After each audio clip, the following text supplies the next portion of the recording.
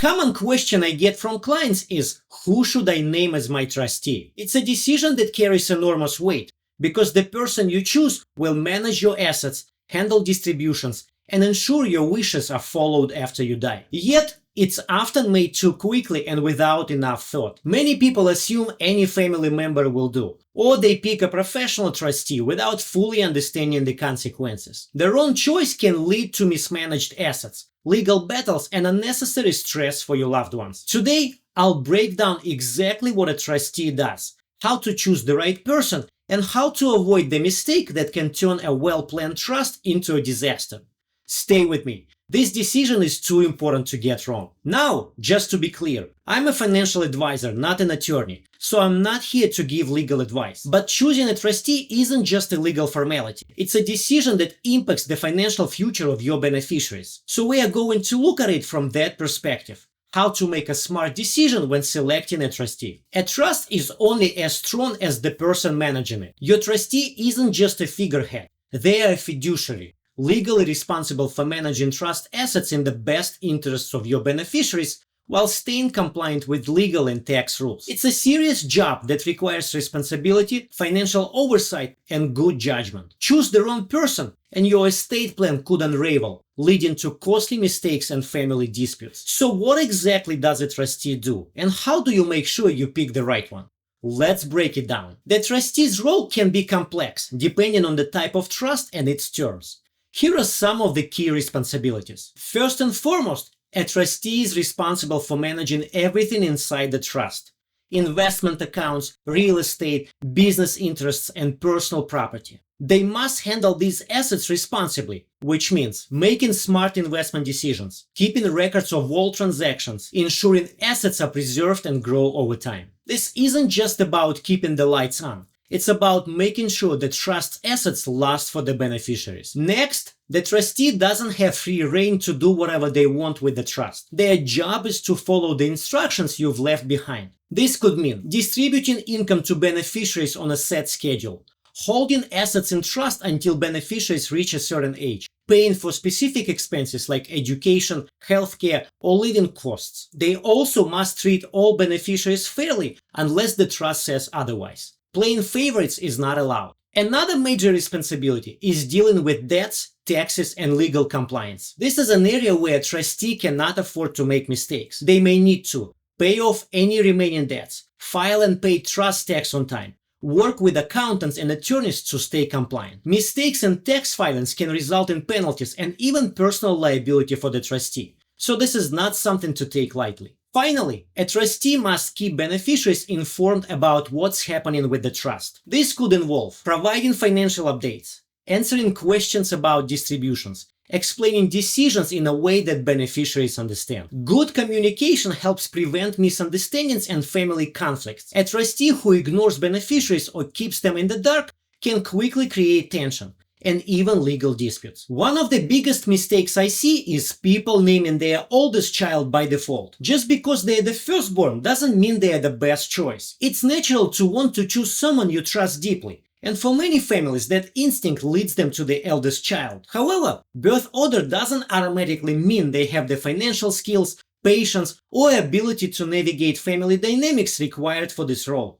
Ask yourself, does your oldest child manage their own finances well? Do they have the time to take on this responsibility? Can they handle family conflicts without creating more tensions? If the answer is no, then choosing them out of obligation or tradition could be a costly mistake, leading to mismanagement, disputes, and even legal action. Now that you know what a trustee does, I want to talk about how to choose the right person. Over the years, I've developed a simple framework, a list of key questions I ask my clients to consider when picking a trustee. And if the person they're thinking of doesn't check these boxes, I tell them, keep looking. First, do they have financial and legal knowledge? Now, I'm not saying they need to be a financial expert, but they should at least be smart with money, comfortable making financial decisions, willing to work with professionals like CPAs, attorneys, or financial advisors. Next, are they responsible and detail-oriented? This one is huge. Managing a trust is a job, not a favor. A trustee has to keep accurate records, handle deadlines and legal obligations, Stay organized and follow through. I've heard about trustees missing deadlines, forgetting paperwork, or making emotional decisions that led to real problems, delayed distributions, tax penalties, even family disputes. That's a recipe for disaster. If the person you are considering struggles to stay on top of details, they might not be the best fit. Third, can they handle family dynamics? Let's be real, families are messy. And when you throw money and inheritance into the mix, things get even messier. Your trustee needs to be level-headed. They can't be someone who gets sucked into drama or plays favorites. If there is tension in the family, sibling rivalries, blended family dynamics, or just strong personalities, you need a trustee who can stay neutral, enforce the trust terms while keeping the peace. Finally, are they willing to serve? Being a trustee is a commitment. It's a job that requires time, responsibility, and patience. So before naming someone, have an honest conversation with them. Ask them if they are comfortable serving. Be upfront about the time commitment. Make sure they understand what's involved. And here's the thing. If you go through this list and realize the person you had in mind just isn't the right fit, skip them. Trust me on this. Pick someone who can actually handle the job, even if it's not the person you originally planned. Your trustee is the backbone of your estate plan, so choose wisely. I know the temptation might be to pick 2 or 3 different family members who have different strengths to balance each other out. One's good with money, another is super organized, another is great at handling people. In theory, this sounds like a great idea, but in reality, co-trustees can be tough. Here's why. Decision deadlocks. If 2 co-trustees don't agree on something, it can bring trust administration to a complete stall. Delays and inefficiency. Every decision requires coordination, which slows everything down. Unequal abilities. If one person is more engaged than the other, it can lead to frustration or even legal disputes. If you absolutely must name co-trustees, at least consider an odd number, or include a neutral third-party trustee to break any ties. If you are worried about tension,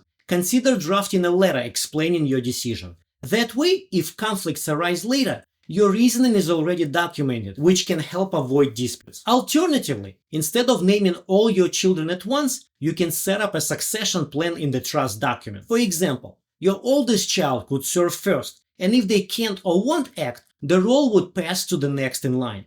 This ensures continuity without forcing siblings into joint decision-making. So what happens if after going through all of this, you realize no one in your family is truly up to the task? Don't worry, you still have options. You can name a professional trustee instead. This could be a trust company, a bank with a trust department, or an independent professional fiduciary. The advantages of choosing a professional trustee include experience in managing trusts, strict legal and financial compliance, long-term stability, which is especially useful for multi-generational trusts that need consistency over time. With a professional trustee, you don't have to worry about family drama, missed deadlines, or financial mismanagement. Now, of course, there are trade-offs to consider. They charge fees, which can add up over time. They may not have a personal connection with your family, and they can be less flexible than an individual trustee. But here's what I tell my clients. If you don't have a family member who is 100% capable of handling this role, paying a professional trustee is a small price to ensure your estate plan is executed correctly. And if you are still unsure, there is another option, a hybrid approach. This means naming a professional trustee alongside a family member to balance personal insight with professional oversight.